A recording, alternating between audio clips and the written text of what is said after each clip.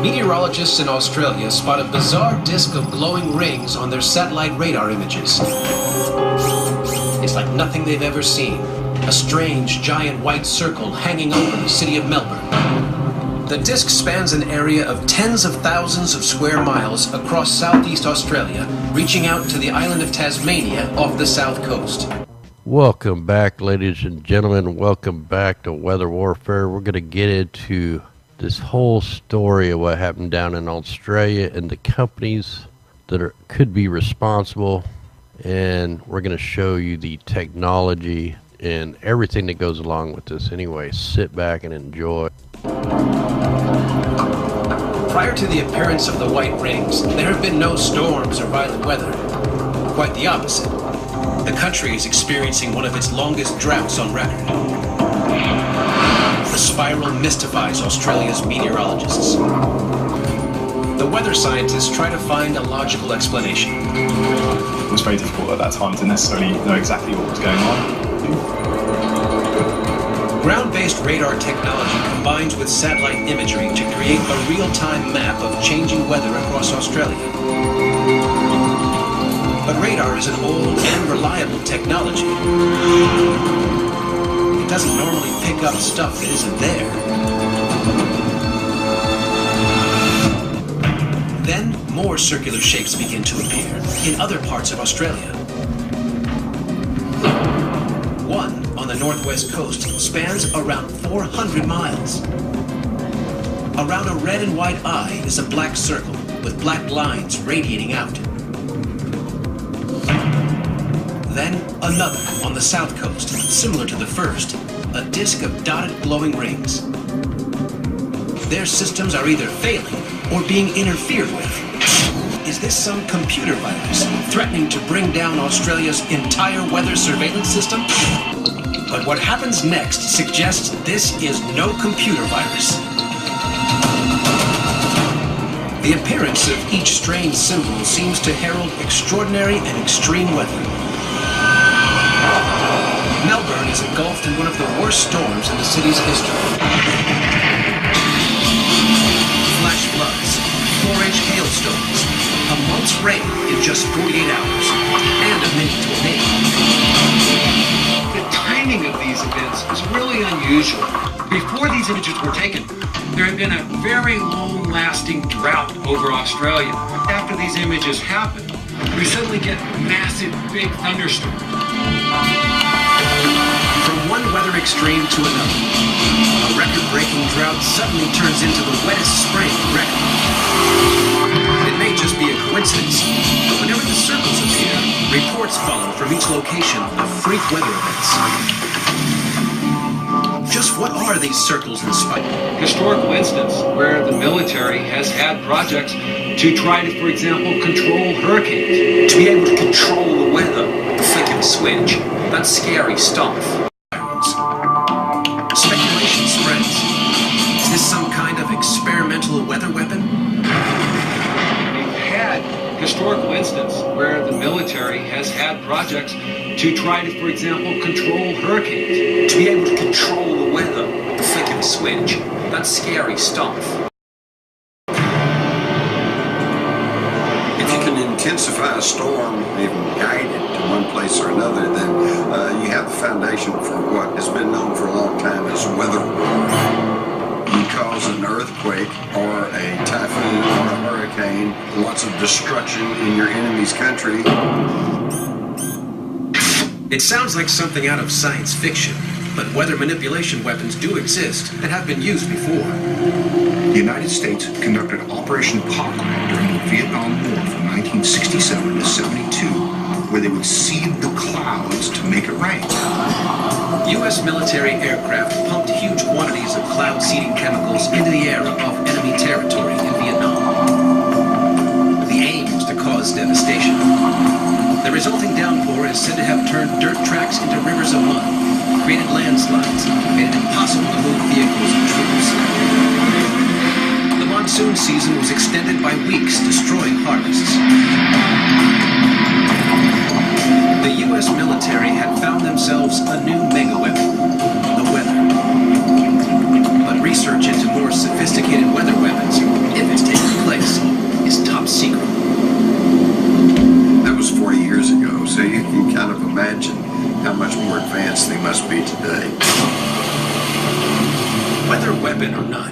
one thing is for sure.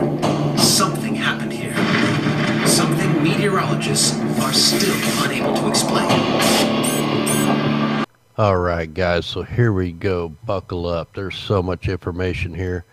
Back when this happened in Australia, there's tons of these articles that come out. They were calling them the equivalent of crop circles, mysterious patterns appearing.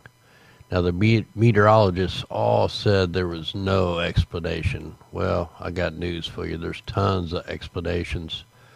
Just kind of scrolling through some of these articles that had come out on here. But we're going to get into all the technical stuff. We're going to show you the companies that can do this and prove to you that weather warfare definitely exists, and they've been doing it. It's for a big time reason, and we'll get into that. So buckle up, here we go. Now before we get into the companies, let's get into a little bit of NexRad. Let's talk a little bit about that. So the first thing we're going to do is get into a little NexRad information and how they work. And some things you got to understand is some of these NexRads we don't get access to. Some of them we do not get to see. So as civilians, we cannot see any radar returns from the JSS system, the IOS broadcast into the coastal ocean waters. And there's big reasons why they don't want us to see some of these NexRads, because basically they're taking over the rivers of the sky. But here we are, and the difference between a NexRad and a TDWR, the TDWR are low power, short range with high accuracy. Now the NexRads are high power, long range with low accuracy. They put out tons of watts and all that, and we'll get into all that. But what I want to show you is a lot of times we're showing these beams coming out of the NexRads and the blooms, and some of the meteorologists will tell you what they are, and we'll tell you what they really are, and they know what they really are. And with these NexRads, you got to kind of think of them as looking through a telescope, and when you're trying to focus the telescope, the more focused it is, the more powerful the beam is. But we're going to kind of get in and kind of show you some of the explanations of the beams and the blooms and stuff like that. So let me scroll down to where I want to go. Also, these NexRads are getting an upgrade to make them omnidirectional. They're basically mini harps. So I'm just kind of scrolling through here, and I'm going to leave all these links so you can read into all this stuff. But let me get down where I want to go here. And a lot of this information I'm showing you is coming from ClimateViewer or Jim Lee, but I mean, I got tons of links here to many different things, which I'm going to leave all these links. So I'm trying to get down here. Here's some radar blooms, and what they say these are is when the sun goes down, the Earth's surface begins to cool and change the refractive index, and that could be part of it, but that's not, because we've synced this up to sun. And then they want to say some of these beams are due to the sun, like they're showing this as a laser beam. And they really are beams, but this is called searchlight mode. And they say this is used infrequently to maintenance and testing purposes only. Now, during a searchlight mode operation, the beam will be directed at a fixed location for up to 5 minutes at a time, because the beam will be stationary. Average power densities will be higher than normal during operation. Average over a 6-minute period, the maximum power density will be 3.85. Average over a 30-minute period, the maximum power density will be 0.077. A 5-minute period of searchlight mode operation, we're conducting a 30-minute interval, and there's a guideline for the uncontrolled environments could be exceeded. To prevent violation of guidelines, each time the searchlight mode is to be in use, safety measures will be followed to make significant impacts very unlikely. So right there, they're telling you they can affect the weather if they leave these beams on for hours at a time, which they do. Now, they also can call these sunburst or a sunspur, and these appear directly when they're pointed at the sun's radiation and hits the receiver directly, but we'll find these going on at night, so that definitely is not the case. Now, let's go ahead and jump into some other stuff, because, I mean, we got bombshell information. We've already did a lot of stuff on this. But just to kind of show you that them beams that were showing up in Australia isn't because of the sun. It's because they're manipulating. Now we're going to start getting into the actual companies that are doing this. Now, before we get into that other stuff, I wanted to show you, this is coming right out of NOAA, and this is talking about the NEXRADs and electromagnetic radiation coming from the NEXRAD systems. And what they're saying, there is no reliable scientific evidence to suggest that for the cases considered, exposure to RFR or radio frequency radiation from the NEXRAD radar will be bad for your health or even the population such as unborn or the age. So basically what they're saying is that they haven't tested on this really, or they have, but they're not going to tell you the actually what it actually does. Just kind of look down here. Also, address potential biological efforts from exposure to the electromagnetic field created by power lines serving each radar. Finally, the document re-examines the potential for the creation of hazards to humans through electromagnetic interference with cardiac pacemakers, electro-explosive devices, and fueling operations. Well, we already know that cell phones can blow up when you're at a gas station, or, you know, all kinds of crazy stuff. So, basically all lies. Now, here's just a couple of the companies that are steering the atmospheric rivers, doing a few different things. This one's out of the UAE, and we had reported on the American company the other day, and then this information was sent to me on this company, and Jim Lee's found even more companies that are doing this.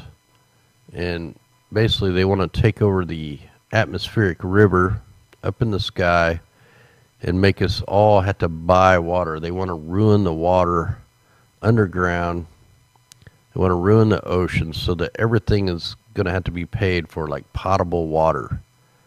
And that's the main end game on this. Anyway, we're going to get into some of these companies.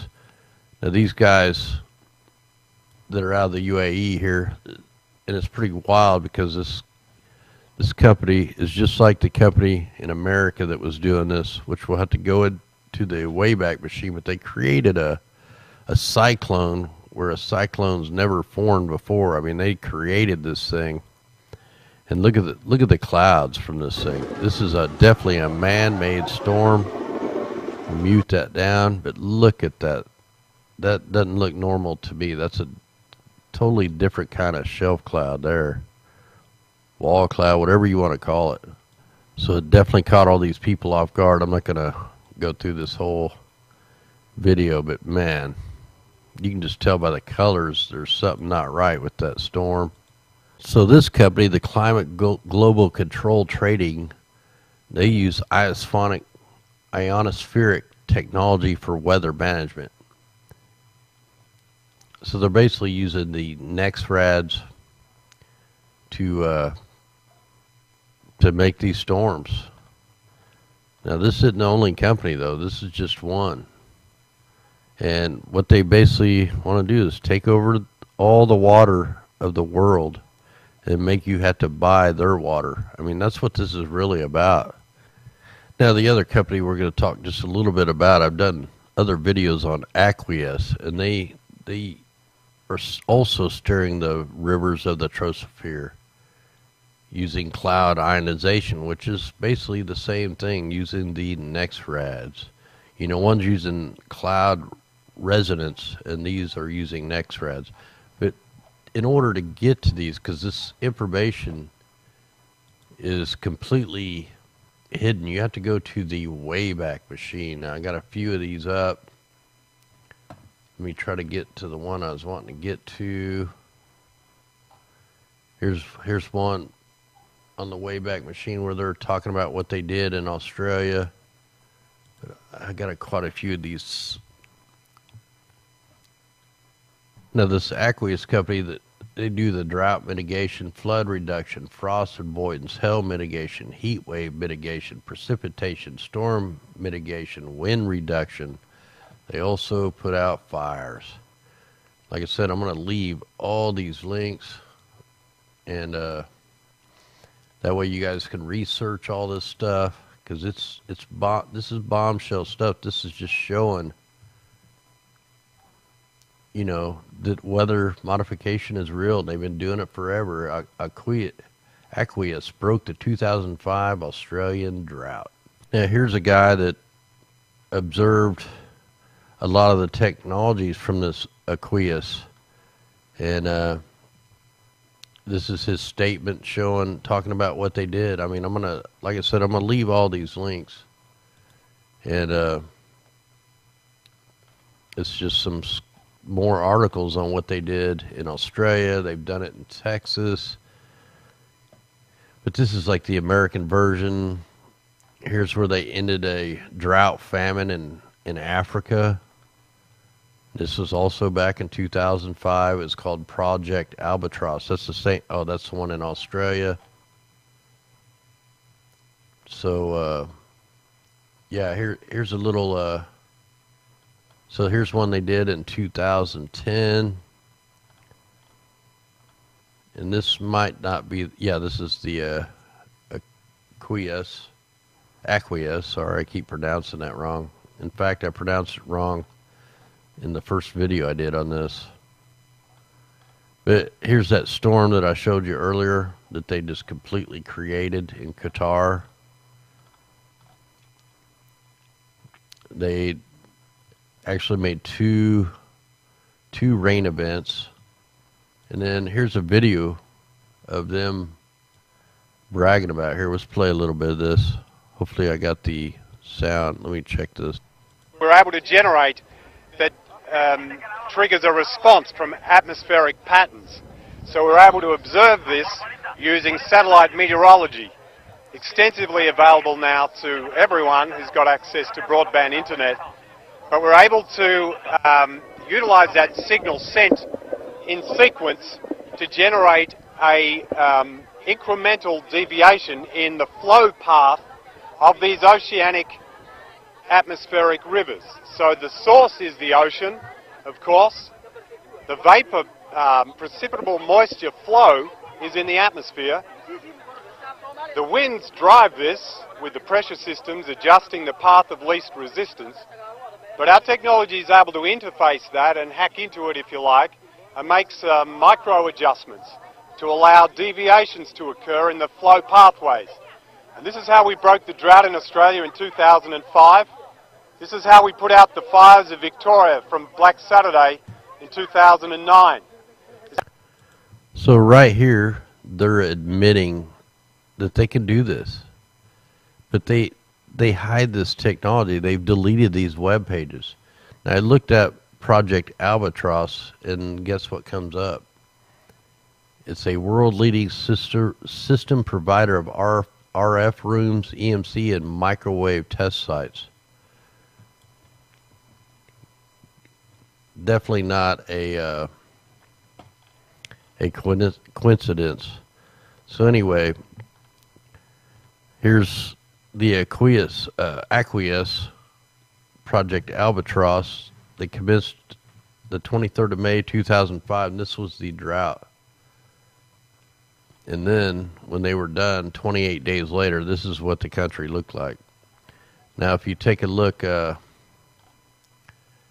they say it's soaking rain, but that's untrue. What they did in Texas, it created storms that flooded stuff out so bad they had like 4 feet of hell. And same thing here. They had strange weather, just like you've seen in the opening video from What on Earth. Well, this is what happened. This is what they used. This is bombshell information that they are keeping hid from the public. When you see California drought out, that's because they stole California's rain and sent it to Texas. So all your weather is 100% manipulated. And here's your proof. Share this far and wide, because this is what's happening, ladies and gentlemen. They're trying to steal the water from the sky. Let me bring up the mimic map. So what we're looking at here is the mimic map. This is the water that's up in the troposphere. This is like the rivers of the sky. And this is what they're stealing and directing. And this is what they want to take over so that they can ruin every lake and every stream and all the water aquifers. And then they have this to sell us. That's the main goal. But anyway, much love, guys. I got a bunch more videos to get out. And get this shared out there. I mean, people need to know this. So here's proof of what's actually going on. Much love.